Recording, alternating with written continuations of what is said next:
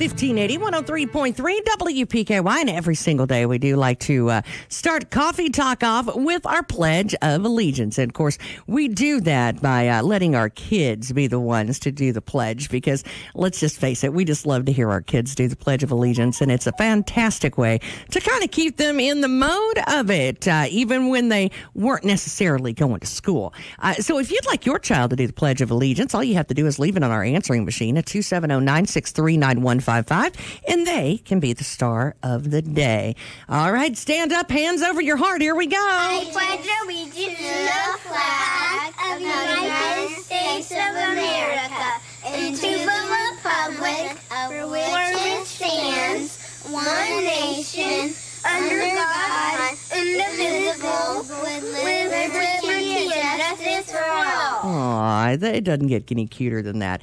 Thank you so much. And again, if you'd like your child to be the star for the day and kick off Coffee Talk with the Pledge of Allegiance, all you have to do is leave it on our answering machine, 270-963-9155.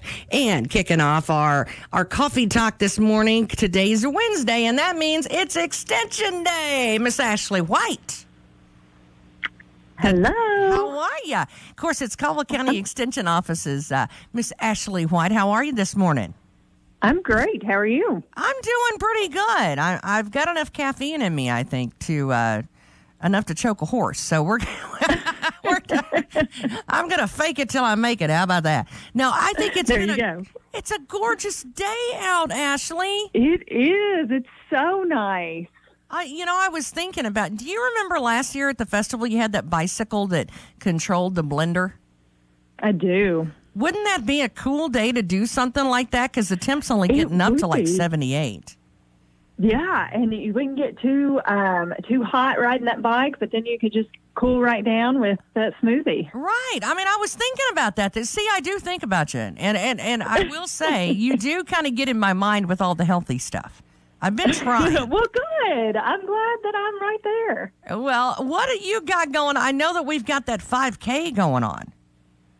Yes, that finished up our Sack Sizzling Summer series. That was this past weekend. And if you did complete your 5 or your 10K, you may still have time to turn that in. Let me see. Let's see. I don't know when the deadline. I'm trying to look it up right now. Oh, cross the virtual finish line by August 2nd. Oh, well, I guess it's too late. Never mind. Well, hey, you can still do one. Well, you don't have to do. You can do it for fun. Yeah. I thought it was fun. To be perfectly honest, I thought it was kind of a fun way to get moving. But speaking of that, now it's not a 5K, but we have a Fit Family Challenge coming up starting Monday.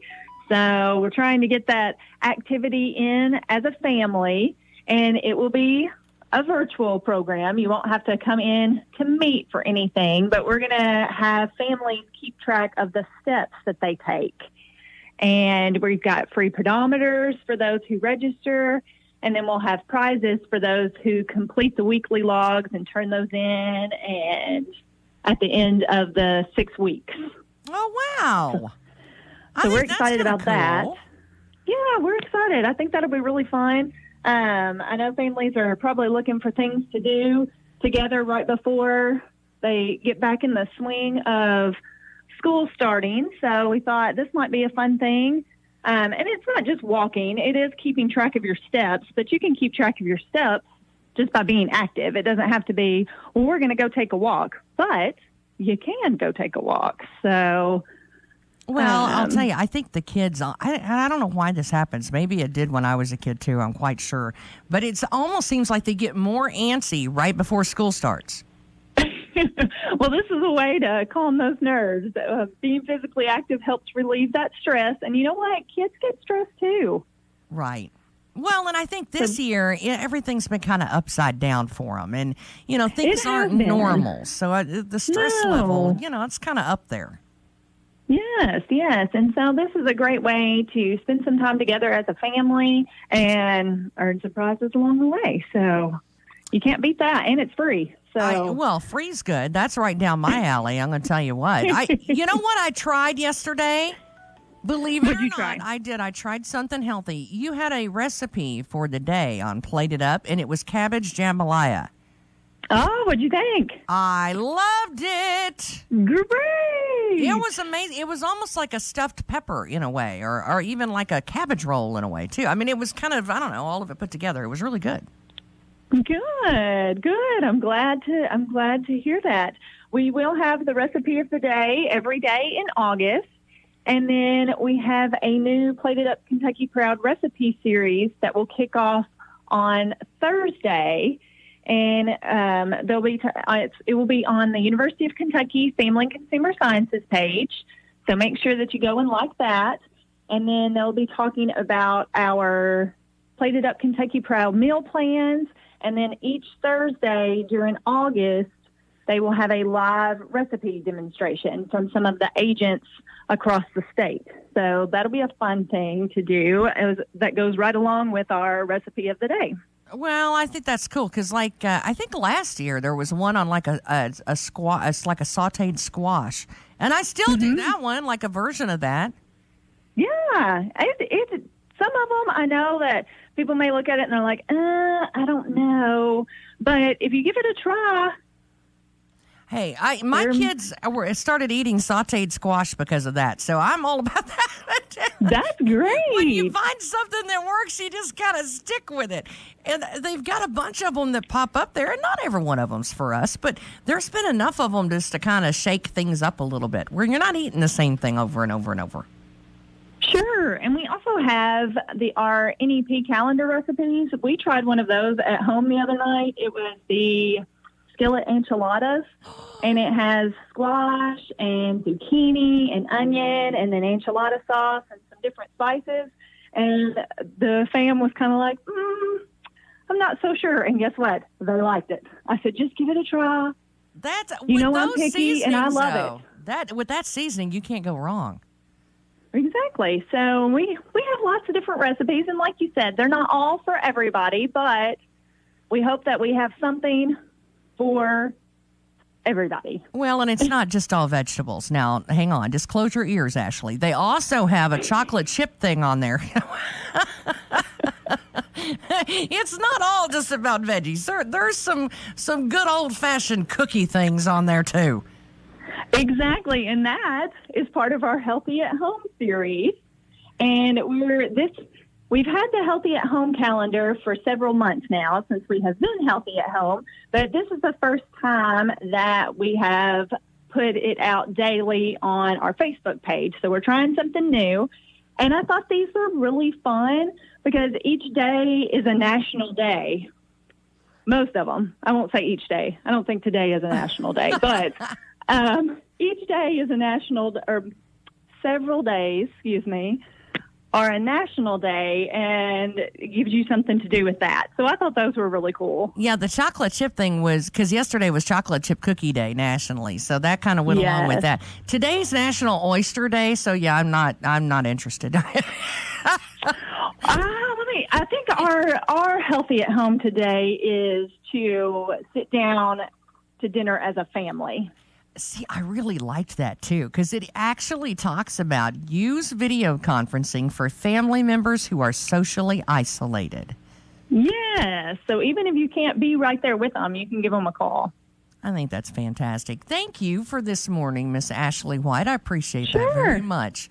And tell them how to get a hold of you, because you've got so much information, and there's tons of it that we haven't even begun to scratch the surface on.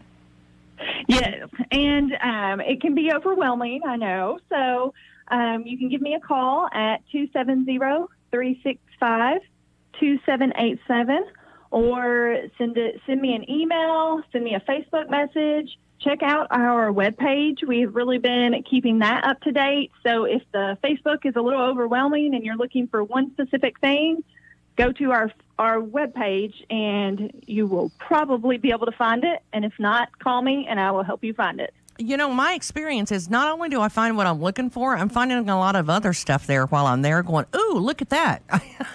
Shiny. Good. I like that. That's the hope. Your webpage has really been great over the summer, so thanks so much for keeping that up and giving us some good ideas. Miss Ashley White, thanks so much.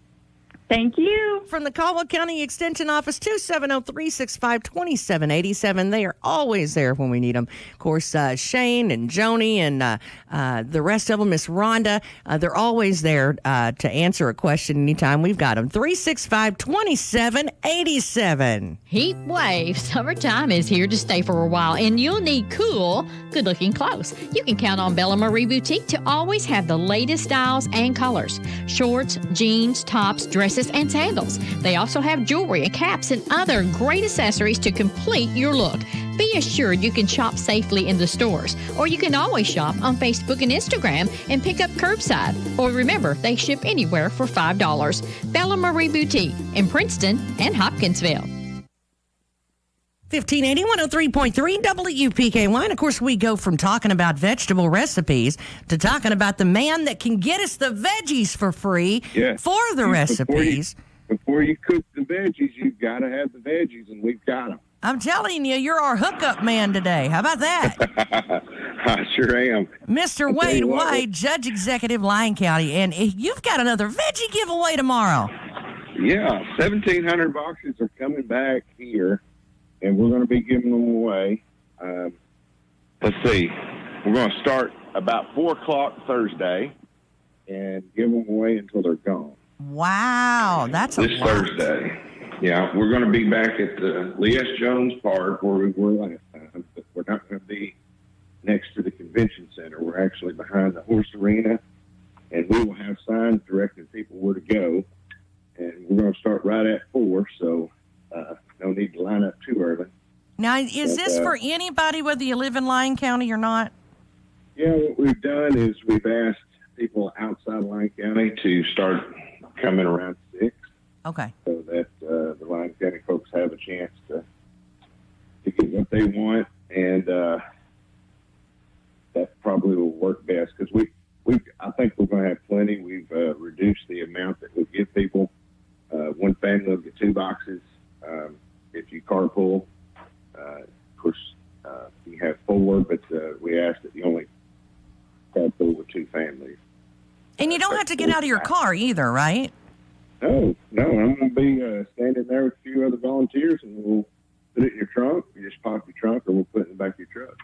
Well, now, see, that's just perfect, Wade. I love that. We are giving there's a couple other places that's going to come by and pick some up. They did last time. Of course, the prison, Kentucky State Penitentiary, is going to come pick some up for the folks that are working long hours and can't get out to get this, so we're sending them some. And Bright Life Farms is coming, and they're going to pick some up again. Oh, that's wonderful. At the Caldwell, so. Well, and I'll tell you, that's something that, now explain where the world, are you stealing these vegetables? Where are you getting them, Wade? Yeah, we've got a bumper crop in Lyon County, and I go around at night and pick everybody's veggies out of their garden. Oh, I'm starting to wonder.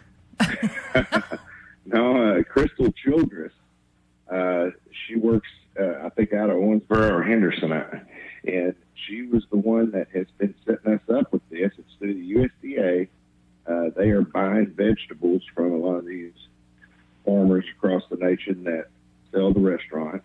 Of course, restaurants are in a tough spot right now, so they're just buying that vegetables up and allowing counties and cities to give them out. So, well, I think that's fantastic. Glad to be. That helps out the farmers. That helps out the people that need them. And, talk about farm to table. Yeah, there you go.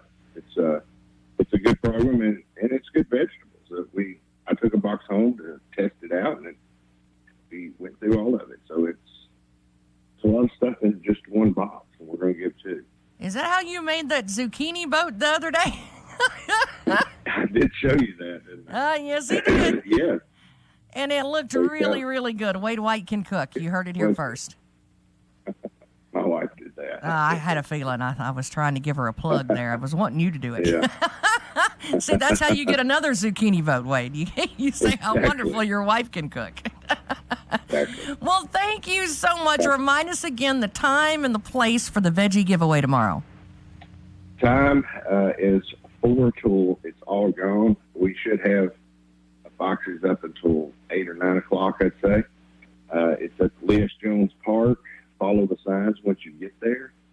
And folks from outside Lyon County, we're inviting too. We just ask you to start showing up anytime after 6. And you're welcome to our Veggie. Well, thank you, Wade. We appreciate it. Of course, Judge Executive Wade White out of Lyon County and his Veggie giveaway. We appreciate you.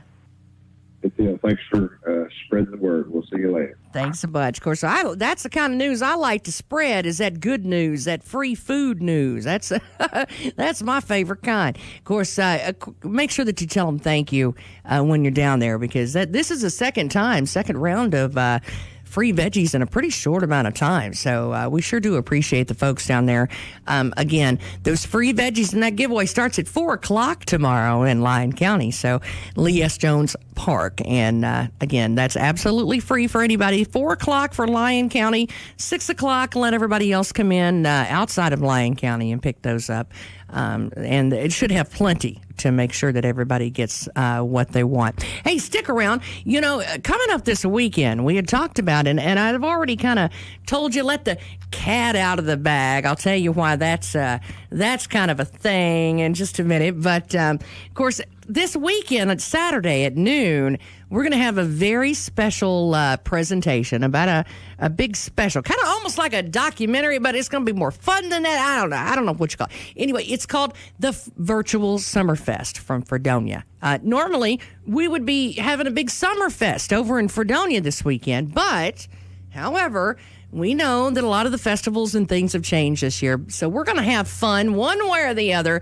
WPKY said, oh, no, we're not going to miss out on Fredonia Fest this year. One way or the other, we're going to have it. So we're going to do it virtually. And you know what? Anything from stories to little historical tidbits that I promise you've never heard of, down to, I even know about Dwayne Vincent getting in a little trouble when he was a kid. I can tell you when Roy Gene Rogers was, he was arrested when he was a youngin'. I've got the record, and he admitted to it. We're going to have that on there. I'm telling you, it's a whole lot of fun, though. Anything from the Fredonia Yellow Jacket School to some heritage, some fun facts, things you don't know, some memories from some pretty special teachers from back in the day. So just join us for that. And, of course, one of the people that are going to be featured on this special is Miss Maggie Gammon. And she's going to be with us this morning and talk a little bit about Fredonia heritage, and that's where that cat comes in. We'll talk about the Catsdale, too, because I love Pie Whacker. We'll be back in just a minute. 1580 103.3 WPKY. This is Mallory Hancock Lawrence, and we love our Caldwell and Lyon County friends. We invite you to come to Cada's anytime you can to shop with us. We're making it even easier for you. Whether you work in Cada's or just come to town for a visit, stop in and shop with us. But if you're in a hurry, you can pre-order your groceries at Hancock'sNeighborhoodMarket.com. It's so easy and convenient. Of course, we want to see your smiling face anytime we can, but if you're in a hurry, Hancock'sNeighborhoodMarket.com is the way to go. Hancock's Neighborhood Market, Cada's. Get ready for Back to School with Health First Community Health Center, offering immunizations, physicals, ADHD treatment, and sick child visits. At Health First, we offer affordable quality health care for the entire family. Call us to make your appointment today at 877-667-7017. That's 1-877-667-7017. Walk-ins are welcome. All children receiving Back to School services will be entered to win a backpack full of school supplies. At Health First, your health is our first concern. Need cash fast? ABC Finance is open with social distancing implementations in place. They believe it's more important now than ever to get a handle on your finances. Hi, this is Jody Lamb at the Princeton ABC Finance location. And this is Todd Morse at the Hopkinsville location. At ABC Finance, we don't just provide loans, but we also provide valuable advice to help you get your credit in better standing. Our friendly team of professionals has your best interest in mind. We celebrate with you when your finances improve. We encourage you to like our Facebook page, ABC Finance Company. Many of those useful tips are posted daily on our page, including tons of community info and motivation for the day. To view social distancing guidelines and safety measures, like and follow ABC Finance Company on Facebook. ABC Finance is located off Fort Campbell Boulevard in Hopkinsville next to O'Charlie's, then Princeton and the Princeton Plaza. Apply for loans online or simply give them a call. They'll take your application over the phone. ABC Finance, all loans subject to normal credit approval. 1580, I'll hit the right button. 1580, 103.3 WPKY. I get to talking to Maggie, and I forget what I'm doing is what the problem is, see, because I love this woman. Maggie Gammon from the Catsdale. That's Pie Whacker's mama. Pie Whackett and Jenny, yeah. Whack it, not whacker. That's all right. I call it Pie Whacker. Our mayor calls her Paw Tuckett, so it's okay. I'll tell you, if you don't know what I'm talking about, of course, Miss Maggie runs the Catsdale and owns the Catsdale downtown. A wonderful little bookstore, and I think it's I don't know, it's just got that small town used book feeling. Yeah, I don't know. That's what I was going for. That Mayberry kind of small town. Just you want to go sit on the couch and read a book and pet the cat. I mean, and that's exactly what you can do. And I think you got to walk in about 10 steps to be able to accomplish all of them at the same time. That's about right. It's not that big. Well, no, I mean, you just don't have to go search around for 10 minutes before you can find a comfy spot to sit. It's right there. Yeah, it's right there. So, you come in, you can watch the goings on and who's going up and down the street and everything and just pet the cat. I mean, because the cat really likes I love her cats. She's got 2 black cats when you walk in that will greet you at the door, and those 2 are adorable. And Pie will follow you around and help you pick out books. Pie Whackett is my favorite. She will give you her opinion. Don't tell the other one, but Pie Whackett, that's my girl now. I have a thing for that cat. Now, she does have one that looks like it's got a little dirt on its nose. That's Pie Whackett. Okay. Yeah. I could not remember which one had the dirt. And it's like permanent dirt on her nose. And I love it. Looks like she's been sticking her nose where it don't belong. And it's a cat, Yeah. So. That's right. She's a lot of fun, and it's a relaxed atmosphere, and you've really gone out of your way. I know we're going to talk about Fredonia in a minute, but I want to talk about Catsdale first, because you've gone out of your way to sterilize books over there, lady. And I mean, you found the perfect spray that doesn't harm the book, but it cleans it really well. Yeah. And I usually let them sit. I don't know what the prescribed time is. Mine sits for at least 3 or 4 days before I put them on the shelf. I'll wipe them all down and set them aside. And are they in quarantine? Yeah, they're in quarantine. Yeah. Oh, come on. I'm quarantining the books, yeah. They're social distancing from the other books. You got to have a little bit of a sense of humor these days, Actually, my friends will tell you just because I'm too lazy to get up and go put them on the shelf. Well, I mean, that does help. I'm not going to lie. It does. But that can't be easy to just keep up with all the time. That as far as sterilizing, and I will say she goes above and beyond to make sure that it's a nice, clean store, because there are sometimes when you think of used books, you don't think of but no, she had. I don't think I've ever seen a book in there that's just all torn up, and Miss Maggie just doesn't keep things like no. I'll give them away, but I won't.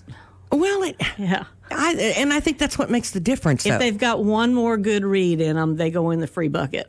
Well, and see, that's what I think makes your store unique, and it makes it fun, and it makes it comfortable, and just when you walk in, it kind of feels like home. And she's even got the prettiest window there above the door, so just really kind of neat. Yeah. And when you come in, the kids have a whole rack right there in the front where they can go straight and find their book and get them settled, petting the cats and reading the book, and then Mom can go find what she wants. That's right. There's a little bit of we've planned this whole thing.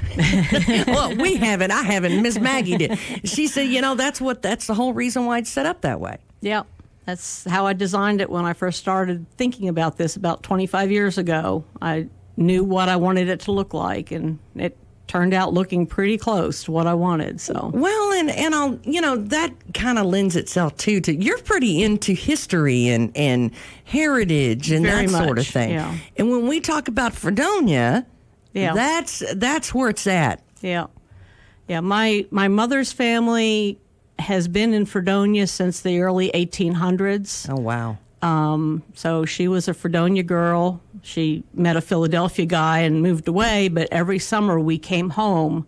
That was our second home in the summer was Fredonia. We'd come visit my grandparents, and so I've always thought of Fredonia as home. So that's coming home. Yeah, you know? That was coming home. I think a lot of times, you know, when I grew up and I grew up in Farmersville and moved off for a while and was gone for several years after high school, but then I come back. As soon as I had my kids, I was like, oh, I'm going back home.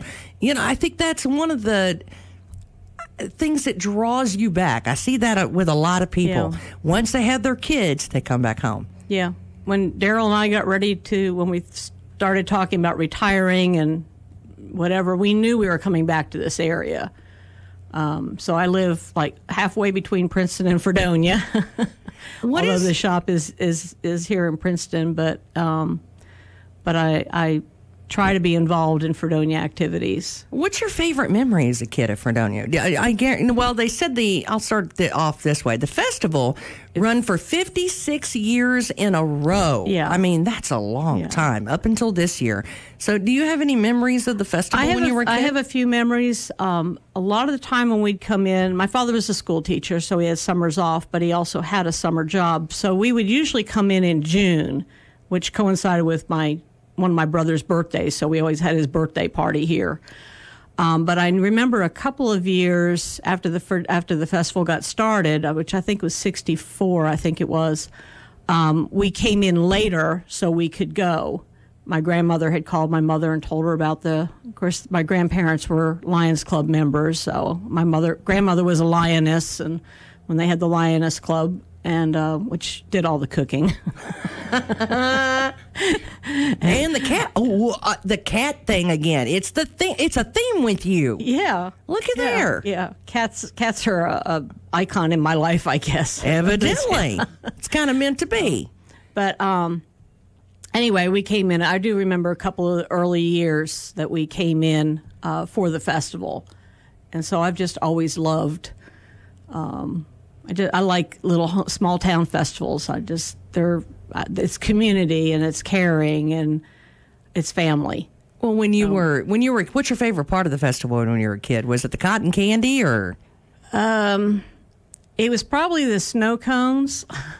I like snow cones, and the ice cream and the snow cones, which is funny because my brother is a member of the Lions Club, even though he lives in Hopkinsville now, but he still comes every year for the festival. He's the ice cream dipper. If you know Mitch, Mitch the ice cream dipper is my brother. Well, I think that's cool. And so, the ice cream and the snow cones, and they had games, and it was just fun. Just a lot of fun. My favorite's the cakewalk. I don't think I've ever done a cakewalk. Oh, girlfriend. Yeah. Guess what we're doing next year? me and you, kid. I'll show you the fun of the cakewalk. Okay. And the ones that they bring out, those Lion Club ladies, when they come out with those cakes. The cakes are, I think the best cooks in this county. I'm going to upset some people, but the best cooks in this county are in Fredonia. You need to put that on a T-shirt. You've made some people very happy this morning, Maggie. They're like, finally, somebody's admitting it. Yeah. But that's something that I think is a tradition as well. You know, when you talk about the cakes and the goodies and the pies and all of that stuff. And we cannot forget Elbert Bennett's chickens and briskets and Boston butts and all the grilling and smoking, the meats and everything.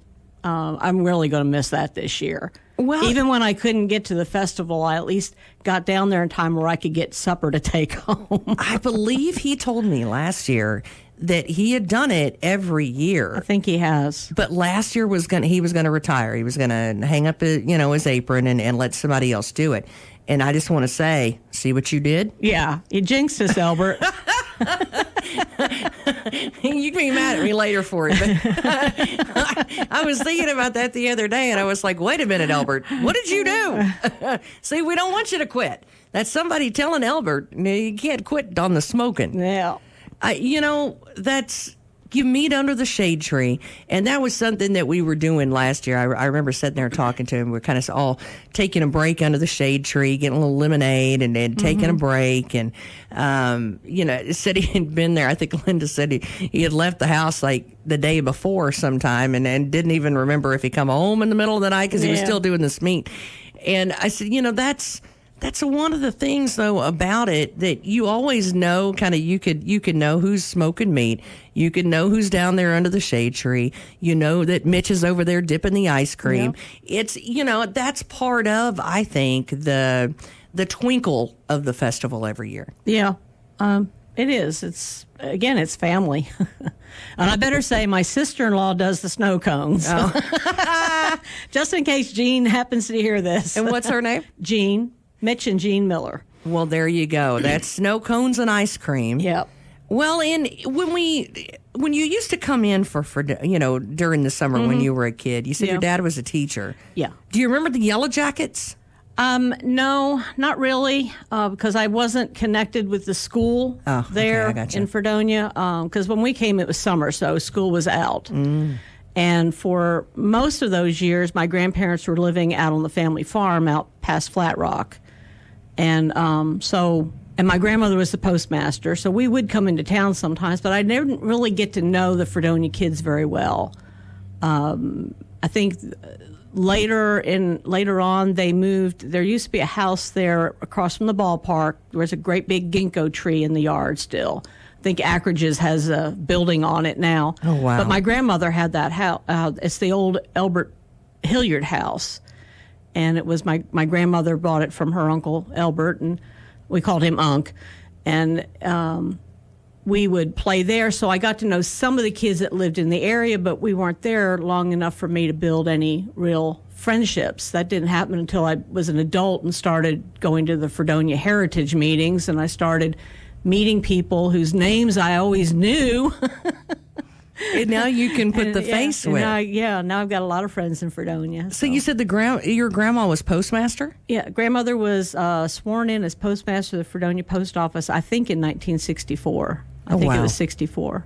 How much fun was that? Well, it was kind of cool having a grandmother being a postmaster. Right. Just, did you ever ask her about the whole Santa Claus letter thing? No, I don't think so. I'm just saying, I would have. If that was my grandma, I would have done it. But, when you think about even just the years of how the face of the post office had changed. Oh, yeah.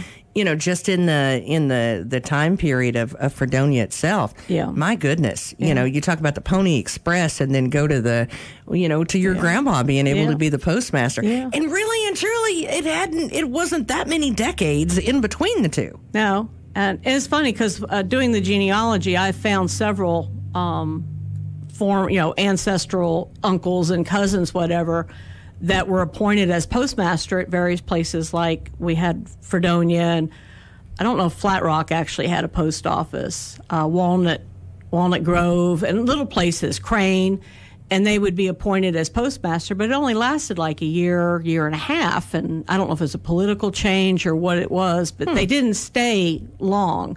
Grandmother was postmaster for 8 years, I think. I think she retired from the post office in 72 or 73. Wow. So it was going on 10 years.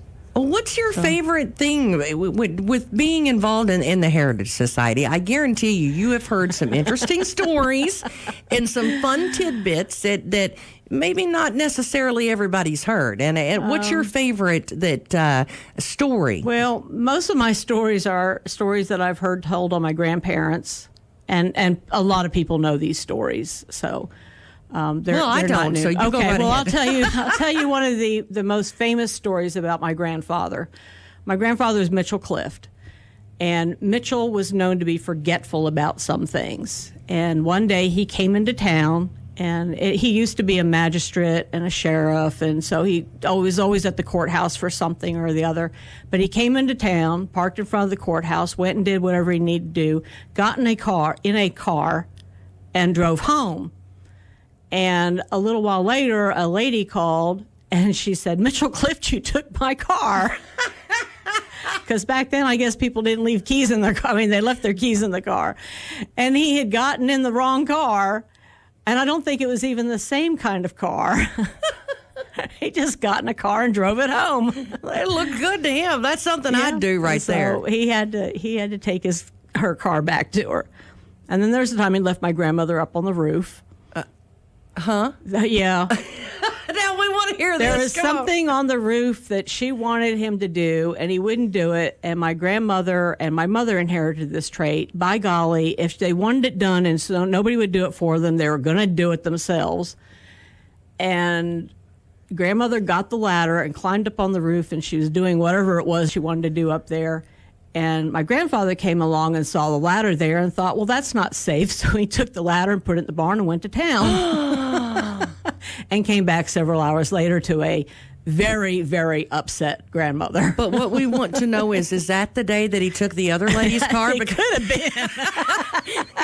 That would have been a really bad day for Mr. Clift. There's a lot. I've heard people tell different stories about him. So he was quite a character in Fredonia. You know, with you being a fan of books, and I think that that's one thing that Fredonia has done very, very well. I got to plug our books. Well, and that's where I'm kind of going with that too, because I think Fredonia is really and truly the Heritage Society as a whole has done an immaculate job of keeping up with not only the real stories and the names of the veterans and making sure they have everybody down meticulously, but then they went into even the folklore, and there's such a Pam Fawn and Miss Linda and there's so many others have really put so many hours into documenting all of these things, Miss Maggie. That's and right. How do you all find the time to do all of that? Well, I'm going to have to say, Pam Fawn she's our empress for life as far as we're concerned. She's going to hit me. I think that's a wonderful thing to say about someone. She is the heart behind the Fredonia Heritage Society, Fredonia Valley Heritage Society. I'm going to get the full name out there. And she is the one that pushed for the original history book, which I think took 3 years to complete, and it kept growing and growing and growing. I think it's over 500 pages. But it tells, we had a lot of people submit stories, articles, about churches, the old schools, one-room schoolhouse, old schools that we had, businesses, farms, barns, all kinds of things, events, organizations, and they researched. It's got a rich history. Fredonia is just rich in history. Oh, that thing reads like a adventure novel. Yeah. When you, especially with the separation of the two. Yeah. And then don't you build a saloon, and then, well, if you do, I'm gonna, and then it all erupts. And it's one thing. Then it's the tobacco barn, and then it's, oh no, you don't. Well, then it all erupts again. Yeah. And it's really got a lot of interesting characters over the years. Yeah.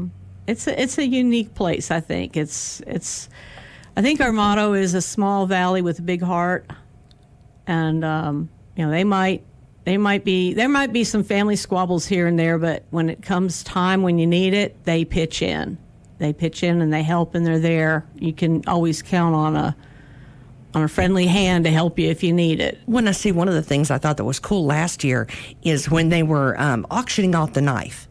That actually part of it came from the original bank vault from Fredonia Valley Bank. And, they were in existence back then when a lot of that was going on. And, when the separation and coming back, and I don't want to get too far because I don't want to give away some of the stuff from this week that you're going to hear. But when they, with all of that, Fredonia Valley Bank was standing there during a lot of this. Yep. And that's why I said, when you look back at that, they're still there. Yeah. There's got to be a reason for that. Well, it's a community that cares, and I can't think of the right word, but they're proud. Fredonia is proud of Fredonia. and they're proud that they've kept some things that have always been there. We've lost some things. We've used to have some businesses that were just a fixture.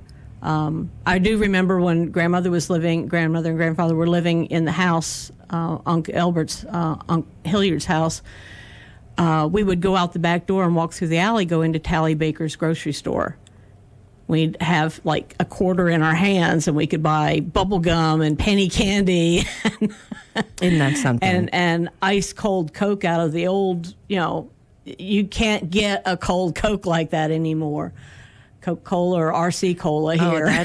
Those were fantastic. And I'll tell you, I used to remember going into Acridge's as a little girl. And now I'm taking my kids in. Yeah. And, I think that to me, I really love the fact that I can take my kids in to go buy corn the same place I did when I was a kid. Yeah. So I think that means something to me. Yeah, it does. It's, like I said, it's connections and families and... it's just a great place. We're very proud of it. So. Now, one of the things that I did want to, the quilts. I have seen a lot of quilts come out of that area, and the ladies that are responsible for them, there's a ton of history just in the quilts. Not only are they great cooks, they're great quilters and seamstresses, but Fredonia has always been a rural farm area. And the people that lived there, settled there, raised families there, they were self-sufficient. They had, setting the farms aside, they all had a plot for vegetables. They put up their vegetables every year so they'd have food through the winter. They didn't throw away clothes because they had a little hole in them. They mended it, made do, and when they couldn't mend it anymore, they'd cut it into rags or they'd cut it into squares and they'd piece a quilt out of it. And, it's not the only town that's ever done that, but in this area, they survived that way. Boy, did they do it well. And they took pride in what they did. So they took something that could be very utilitarian and they made it artwork. Yeah. Yeah, I'm fortunate. I've got a couple of quilts that were made by great aunts, and I managed to get a hold of over the years. Well, and I tell you, I also don't want you to get out of here before we talk about the Veterans Memorial.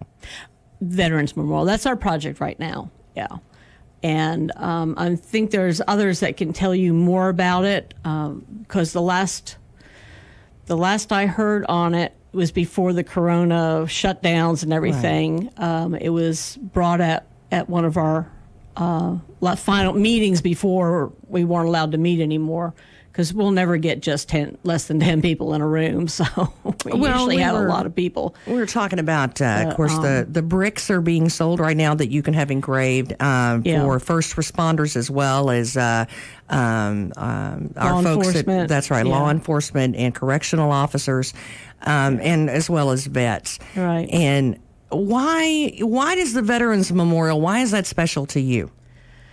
Well, because my grandfather was a World War II vet. My grandfather's also a sheriff. My grandmother was a sheriff. So they each going to have their own brick. Wait a minute. Your grandma was a sheriff and a postal worker? Well, she was sheriff before the postal worker, but yeah. Well, grandfather was elected. And you're just now telling me this, Maggie. Everybody knows this. I don't know this.